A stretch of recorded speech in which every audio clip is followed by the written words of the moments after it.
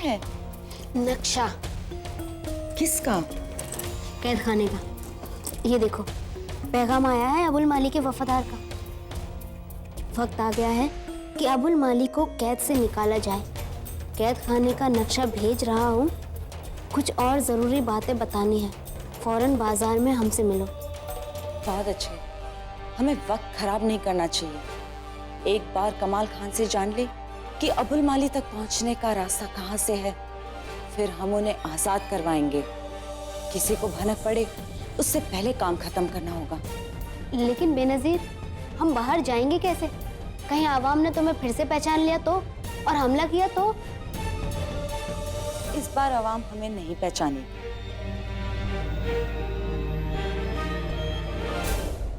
हम ये पहन कर जाएंगे।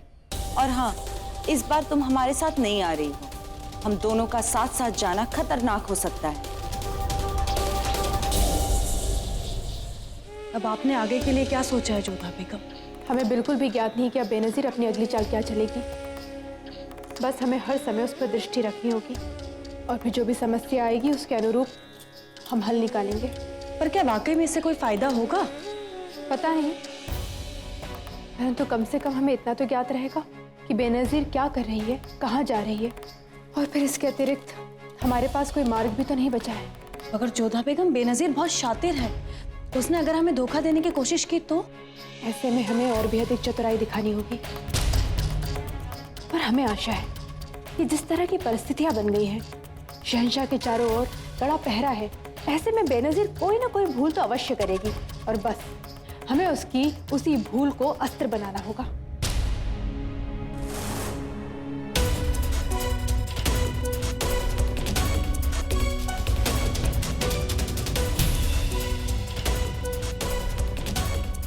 जोधा, इधर आइए।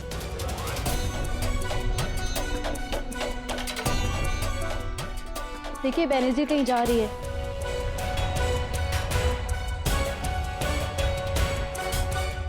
हाँ, बहुत हड़बड़ाहट में भी दिख रही है। मगर इसने बांदियों के कपड़े क्यों पहने हुए?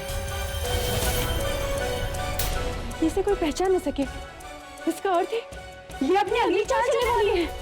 सलीमा बेगम, जल्दी कीजिए, हमें बेनजीर के पीछे जाना होगा। मगर जोधा बेगम, इसमें खतरा हुआ तो? हाँ, ये मार्ग सरल तो नहीं होगा। एक काम कीजिए, आप यहीं रुकिए। नहीं जोधा बेगम, ऐसे हालात में हम आपको अकेला नहीं छोड़ सकते। चाहे जो हो जाए, हम भी आपके साथ चलेंगे।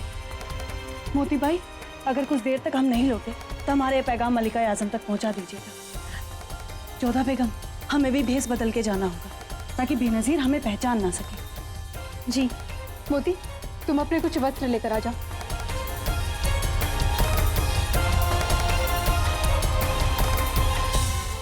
अदगा साहब, चंदेरी की जंग की कोई खबर?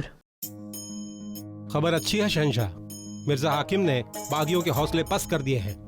बागी चारों ओर से घिर चुके हैं। उनकी रसद, उनकी कुमुक बंद कर दी जा चुकी है। आमिर के शहजादे मानसिंह ने भी अपनी जंगी काबिलियत बखूबी निभाई है। हम इन दोनों पर बहुत फख्र है, उन दोनों से यही उम्मीद थी। अदगा साहब, हम सोच रहे हैं कि मानसिंह के लौटते ही हम उन्हें मनसबदारी सौंप दें। बहुत ही नेक ख्याल है शहंशाह। तो गुस्ताखी माफ, क्या आपको ऐसा नहीं लगता कि मानसिंह थोड़े छोटे हैं? बड़ी अम्मी, काबिलियत के सामने उम्र नहीं देखी जाती। हमारी भी उम्र बहुत कम थी जब हम पर मुगल सल्तनत की जिम्मेदारी दी गई थी। और वैसे भी मानसिंह काबिल है। खैर अदगा साहब, हम आपसे पूछना चाहते हैं कि शिवानी और उसके आशिक तेजवंत की कोई खबर मिली? हमारे सिपाही और जासूस दिन रात लगे हैं शहंशाह, मगर अफसोस अब तक कोई सुराग नहीं मिला है। तो और जासूस बढ़ा दीजिए अदगा साहब, लेकिन हमें वो दोनों हर कीमत पर चाहिए। जी हुजूर। अदगा साहब, शहंशाह पर जिन्होंने हमला किया उनके बारे में कुछ पता चला? अब तक नहीं। माफ कीजिएगा अदगा साहब, शहंशाह की हिफाजत की जिम्मेदारी आपकी है। आप बजा फरमाती है। बड़ी अम्मी, हम जानते हैं कि हम पर हमला करने वाले हमारे कोई अपने ही हैं। आप बेफिक्र रहिए, उन्हें ढूंढने की जिम्मेदारी हमने हम पर ली है।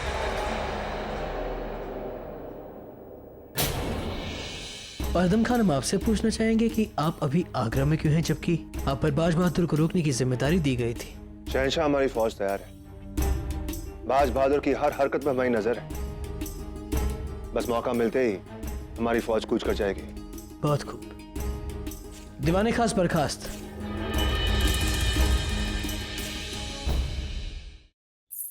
ये कमाल खान ने मिलने के लिए इतनी भीड़ वाली जगह क्यों चुनी? अब कहाँ ढूंढेंगे उन्हें?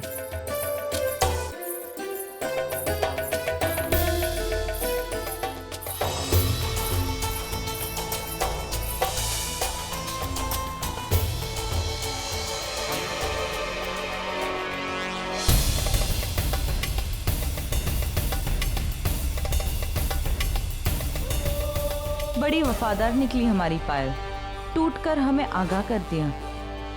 जोधा बेगम के साथ सलीमा बेगम भी बांधियों के भेस में है। इसका मतलब है उनको भी हम पर शक है। क्या चाहती है हमारी किस्मत? कमाल खान से मिलना भी जरूरी है और यहाँ जोधा बेगम हाथ धोकर पीछे पड़ी है। क्या करे?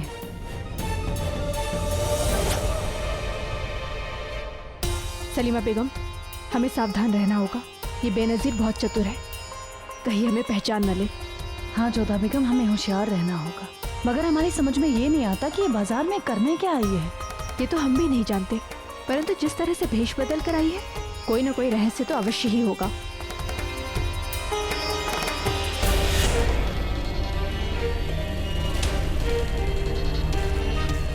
वो फिरोजी वाली चूड़ियां दिखाना। जोंक की तरह चिपक गई है ये जोधा बेगम, पीछा छोड़ने का नाम ही नहीं लेती। वैसे तो ये जताती है कि शहंशाह से कोई वास्ता नहीं है और वैसे उनके लिए दिन रात लगी हुई है। इसके हाव भाव देख के तो लग नहीं रहा है कि यहाँ पर कुछ खरीदने आई है। और वो पीली वाली? नहीं जोधा बेगम, जिस तरह से दुकानदार चूड़ियां समेट रहा है, ये देखकर तो हमें लग रहा है कि सचमुच में खरीदारी करने आई है। परंतु पिछली बार जो प्रजा वालों ने इसके साथ किया, उसे देख के तो हमें नहीं लगता कि यहाँ आने की भूल वापस से करेगी। फिर भी आई है, कुछ तो गड़बड़ है। मगर क्या जोधा बेगम? वो तो हमें नहीं पता, परंतु देखिए कितनी साधारण सी चूड़ियां ली है इसने। जानती है कि विवाह में शहंशाह की ओर से सारी व्यवस्था होगी, फिर भी बाजार आकर खरीदारी करने की आवश्यकता क्यों पड़ गई इसे? इसका मतलब है जोधा बेगम, इसे हमारे यहाँ होने का एहसास हो गया है और अब हमें ये गुमराह करने की कोशिश कर रही है।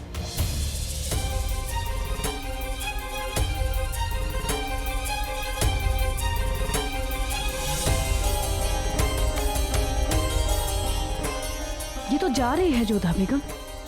कुछ तो बात है सलीमा बेगम, परंतु क्या? चलिए अब हम भी महल में लौटते हैं। जी। होशियार, खबरदार, कहर बरपा है। कोई दरगाह के पास वाले कुएं से पानी ना पिए, पानी जहरीला हो गया है। उसे पीकर कईयों ने दम तोड़ दिया है। कुछ मुसाफिरों ने रास्ते में कुआं देखा और उससे पानी पीने लगे और सब वहीं तड़प तड़प कर मर गए। ना जाने कैसे कुएं का पानी जहरीला बन गया है।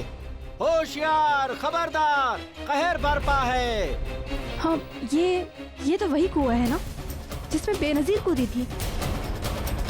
हे भगवान, बेनजीर के कारण उस कुएं का पानी विषैला हो गया। ये तो बहुत बड़ा सबूत मिला है हमें जोधा बेगम बेनजीर के खिलाफ।